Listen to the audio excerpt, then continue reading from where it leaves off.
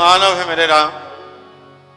राम अयोध्या में है, अब सीता चली गई है, राम रह गए हैं। लेकिन राम का रामत्व सीता के साथ ही विलोपित हो गया, विलोपन हो गया है रामत्व को।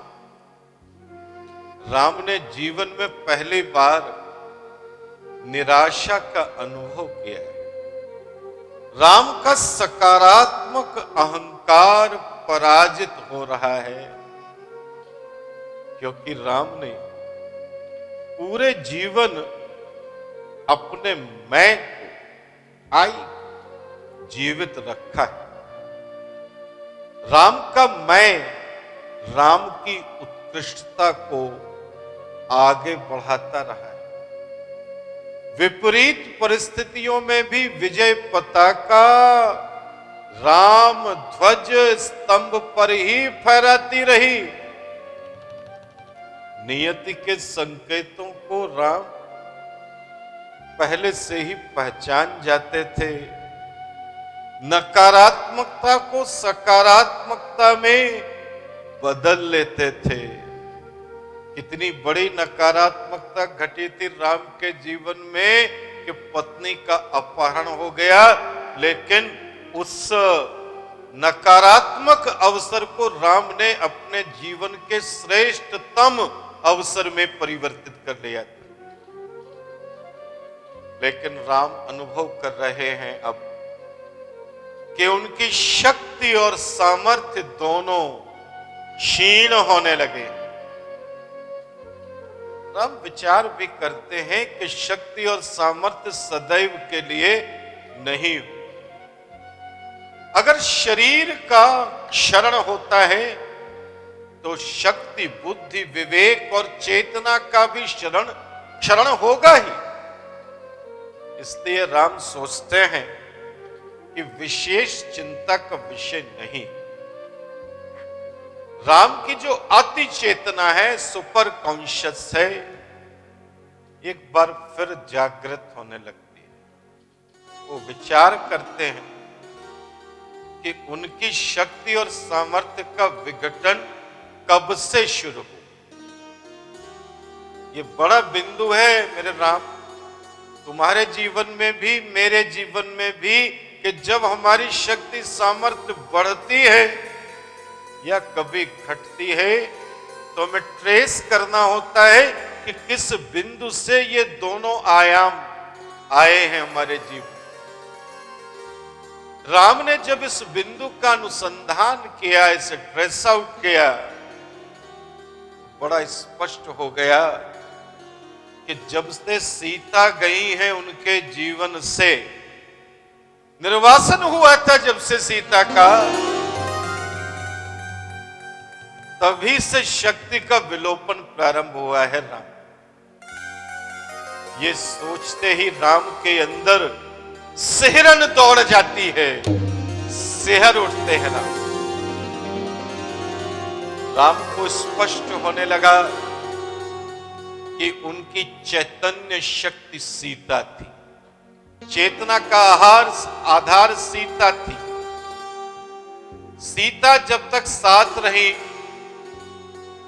राम शक्तिशाली रहे, चैतन्य रहे, सुप्रतिष्ठित रहे। सीता के जाते ही व्यक्तित्व तो रह गया, राम का व्यक्तित्व चला गया, चेहरा रह गया, तेज विलोपित हो गया। राम का तर्क जागता है और सोचते हैं कि सीता के उनके जीवन में आने से पहले भी तो वो वीर थे, तेजस्वी थे। उन्होंने गुरु विश्वामित्र का प्रबोधन पाया था, ताड़का और अन्य राक्षसों का वध किया था, पिनाक को साधा था। तब तो सीता नहीं थी उनके जीवन में, तो कैसे ऐसा हो गया? राम के अंदर एक स्फुरण आता है कि राम ये सब तभी कर पा रहे थे जब वो सीता की ओर बढ़ रहे थे, अरे राम, ये सारी घटनाएं तब घट रही हैं राम के जीवन में जब राम अग्रसर हैं मिथिला की ओर, अयोध्या से। इसलिए राम नियति के संकेतों को पहचानते जा रहे थे और बढ़ते जा रहे थे। वनवास, 14 वर्ष के वनवास में सीता उनके पास थी, इसलिए विजयश्री भी राम के साथ थी। सीता को जब लंका ले जाया गया तो राम का सारा कर्म सीता को ही तो समर्पित था, इसलिए सारा कुछ राम के अनुकूल होता चला गया। ये सोचते ही राम की चेतना विलुप्त सी होने लगी है। अचेतन पूरी तरह सक्रिय हो रहा है। राम अर्ध मूर्छा की स्थिति में है, एक ऐसी मूर्छा जिसमें अचेतन दीप्त है और चेतन ने अपना कर्म बंद कर दिया। राम को स्पष्ट हो रहा है कि इस प्रियाहीन जीवन, इस प्रियाहीन जीवन का अर्थ केवल शरीर को छोना मात्र है। आत्मा से विहीन शरीर इस सृष्टि में अर्थहीन होता है। और राम, जैसे ये सोचा राम ने, उन्होंने अपने कर्म को समेटना प्रारंभ कर, बाइंड अप करने लगे। राम भरत गांधार में 5 वर्ष व्यतीत करके अयोध्या लौट आए हैं। गांधार राज्य तक्षक और पुष्कल के अधीन संचालित हो रहा है। तक्ष की राजधानी तक्षशिला है, जो पेशावर जिला पाकिस्तान में इस समय है, और पुष्कल की राजधानी पुष्कलावती यानी चरसद्दा है, वो भी पाकिस्तान में है। दोनों ही नगर कला, संस्कृति, व्यापार और शिक्षा के केंद्र बन चुके थे उस समय। आगे जब हम जाएंगे इतिहास में तो देखेंगे तक्षशिला में भारत का पहला आवासीय विश्वविद्यालय स्थापित होगा। पूरे विश्व का पहला आवासीय विश्वविद्यालय स्थापित होगा। एथेंस बन जाएगा ग्रीस का, भारत का तक्षशिला। तक्षशिला गांधार कला का केंद्र भी बन जाएगा। बुद्ध की पहली मूर्ति का निर्माण भी तक्षशिला में होगा कुषाण काल में, प्रथम शताब्दी में। ऐसा तक्षशिला निखर करके आएगा, तक्ष का बनाया हुआ, आगे चलकर कला, संस्कृति, व्यापार, वास्तुकला का केंद्र बन जाएगा। गांधार कला का केंद्र बन जाएगा। सीमेंट का पहली बार प्रयोग मूर्ति कला में गांधार में ही होगा, तक्षशिला में ही होगा। भरत अपने कार्यों से बड़े संतुष्ट दिख रहे हैं। राम तीनों भाइयों को बुलाकर विमर्श करते हैं और राम चाहते हैं कि चारों भाइयों के पुत्र में राज्य का स्पष्ट और स्वतंत्र विभाजन कर दिया जाए। राम चाहते हैं कि आगे के समय में सूर्यवंश दैदीप्यमान बना रहे। लक्ष्मण के पुत्रों अंगद और चित्रकेतु को कारुष और चंद्रकांत के राज्य दे दिए राम, पहले ही दे दिए। अवध का राज्य कुश को और उत्तर कौशल लव को राज तिलक करके दे दिया राम ने। सभी पुत्र अपने राज्य में सुचारू रूप से काम करने लगे। मानव है मेरे राम, मानव है मेरे राम।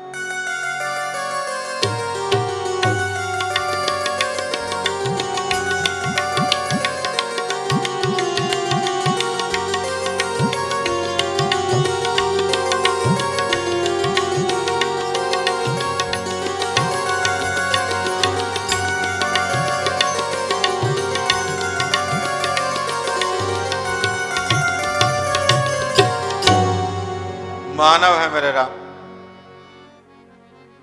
अब राम के सामने फिर एक बार आ गया प्रश्न मर्यादा का।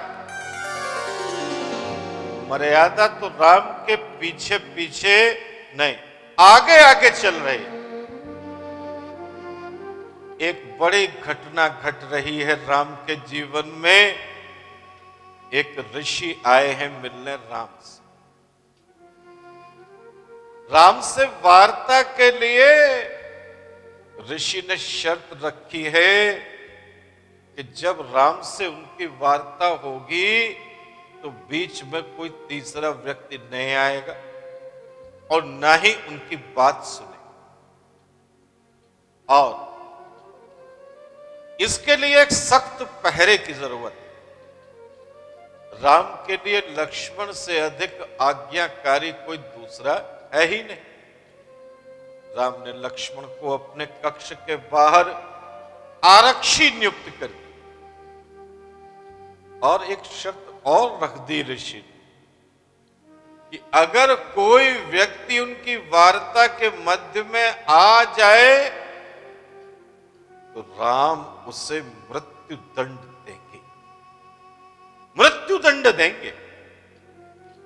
राम ने लक्ष्मण को सारी बात बता दी और द्वार पर नियुक्त कर दिया। लक्ष्मण पूरी सतर्कता से रक्षक की भूमिका में आ गए। वार्ता चल रही थी कि आ गए अत्रि के पुत्र ऋषि दुर्वासा, अनुसूया के पुत्र ऋषि दुर्वासा, क्रोध की साक्षात मूर्ति ऋषि दुर्वासा। दुर्वासा क्रोध के लिए मिथक बन गए हैं आज। ताप, जब ताप बढ़ता है तो क्रोध के रूप में प्रस्फुटित हो जाता है। परशुराम के साथ भी यही था,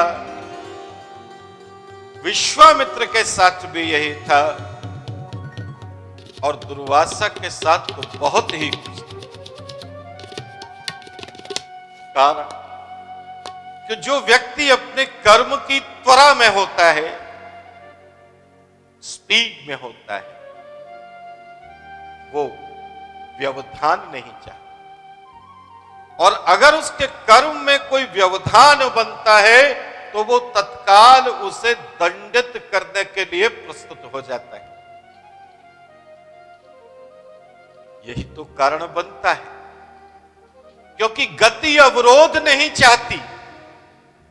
गति के सामने कोई अवरोध बनेगा तो अपना अस्तित्व खो देगा, क्योंकि एक छोटे से अवरोध के लिए गति बाधित नहीं होती।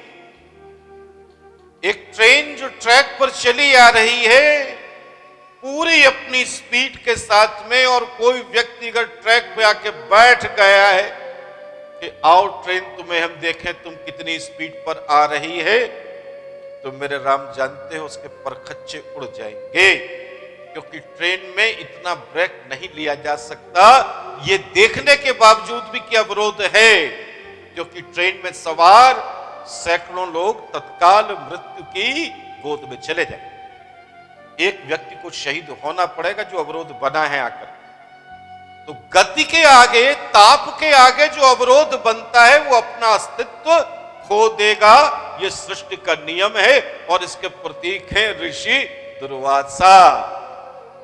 उनमें त्वरा है, उनमें ताप है, उनमें गति है, इसलिए अवरोध नहीं चाहिए। आए हैं ऋषि दुर्वासा अयोध्या में। वार्ता चल रही है राम की ऋषि के साथ। लक्ष्मण तैनात हैं आरक्षी के रूप में, और दुर्वासा को तत्काल भेंट करनी है राम से। वो कुछ भी सुनने को तैयार नहीं है। दुर्वासा को रोकना लक्ष्मण के वश में भी नहीं। लक्ष्मण जानते हैं कि रोकने का अर्थ और परिणाम क्या होगा। लक्ष्मण ऋषि दुर्वासा के आगमन की सूचना देने राम के पास चले जाते और बताते हैं कि दुर्वासा ऋषि एक लंबी तपस्या के बाद पधारे हैं और अपने महाव्रत का पारायण उन्हें करना है राम के यहां। राम आदर पूर्वक ऋषि दुर्वासा की इच्छा का सम्मान करते हैं।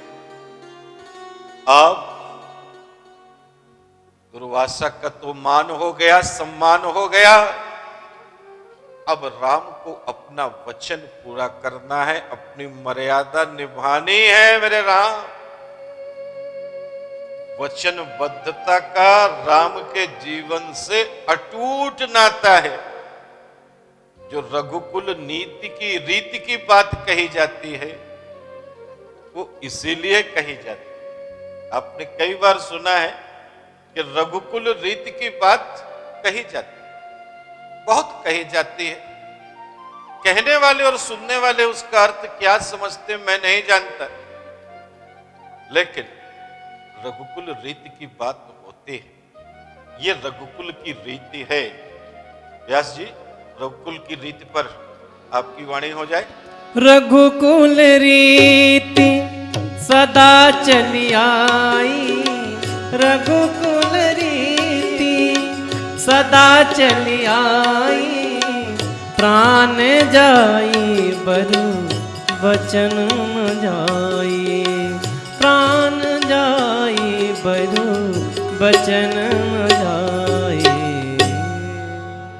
मानव है मेरे राम, मर्यादा, सिद्धांत, मूल्य और प्रतिबद्धता का शाश्वत चक्र राम के जीवन में चलता रहा है और उसी में राम झूलते रहे हैं और अपने अस्तित्व को भी बार बार खंडित होता देखते रहे हैं। राम ने सलाह मांगी बहुत लंबे समय के बाद ऋषि वशिष्ठ से कि क्या किया जाए। वशिष्ठ ऋषि ने कहा कि मृत्यु दंड देना और किसी को अपने जीवन से त्याग देना, दोनों ही दंड एक दूसरे के समकक्ष हैं।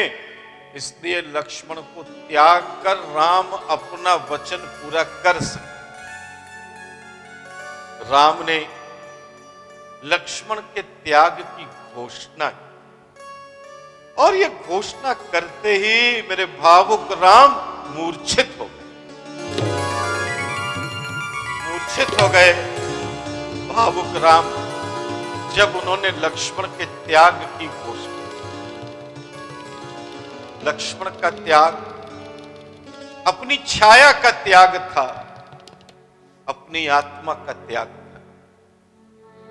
राम लक्ष्मण सीता, राम सीता लक्ष्मण, यही तो राम परिवार है जो हर जगह दिखता है। इस पूरे परिवार में न कभी दशरथ है, न कैकेयी है, न सुमित्रा है, न कौशल्या है, न लव है, न कुश है, कोई नहीं। बस ये त्रयी तो है। ये त्रयी तो सृष्टि का मूल है। ऋग्वेद, यजुर्वेद और सामवेद, यही तो त्रयी है और यही त्रयी के केंद्र में राम है। इसीलिए तो शिव के त्रिशूल में भी 3 नोकें होती हैं, त्रयी का प्रतीक। लक्ष्मण राम के भवन से सीधे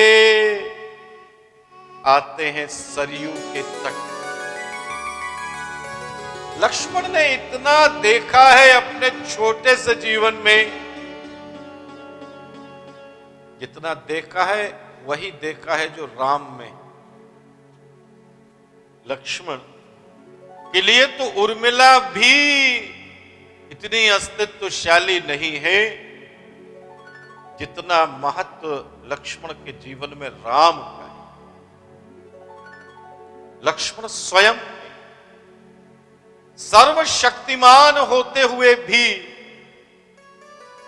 कभी स्वयं की शक्ति के मोह में नहीं आए। उन्होंने वही किया जो राम के द्वारा आदेशित था। लक्ष्मण का स्वतंत्र अस्तित्व पूरी राम कथा में बहुत मुश्किल से देखने को मिलता है। मुझे तो ऐसा लगता है कि मिलता ही नहीं। जहां निर्णय की बात आती है, डिसीजन की बात आती है, पावर ऑफ डिसीजन की बात आती है, वो सारे डिसीजन राम करते हैं और लक्ष्मण उनका अनुपालन करते। कैसा अद्भुत ये ब्रदर्स कपल है। इसीलिए पूरे विश्व में राम कथा का सबसे बड़ा प्रसंग भी है और इसीलिए राम के साथ लक्ष्मण है। केवल भाई होने से नहीं, केवल भाई होने से होते तो शत्रुघ्न भी होते, भरत भी होते, केवल लक्ष्मण ही क्यों होते? क्योंकि राम का असली जीवन तो 14 साल का है, वनवास का, और उसके बाद जो उत्तर क्रियाएं हैं जीवन, वो उनके जीवन का अंग है। लक्ष्मण ने केवल देखा नहीं, लक्ष्मण ने सहा है, लक्ष्मण ने बर्दाश्त किया है राम को। क्रेडिट सारी राम की गई है, अनुपालन लक्ष्मण ने किया है। दोष हमारा, श्रेय राम का, यही तो लक्ष्मण का आदर्श वाक्य है। दोष हमारा, श्रेय राम का, सारा श्रेय राम को दिया है। तो लक्ष्मण निकलते हैं महल से, अयोध्या के राजभवन से, और सीधे जाते हैं सरयू के तट पर और जल में प्रविष्ट होकर श्वास प्रश्वास को अवरुद्ध करके जल समाधि ले लेते हैं। मानव है मेरे राम, मानव है मेरे राम।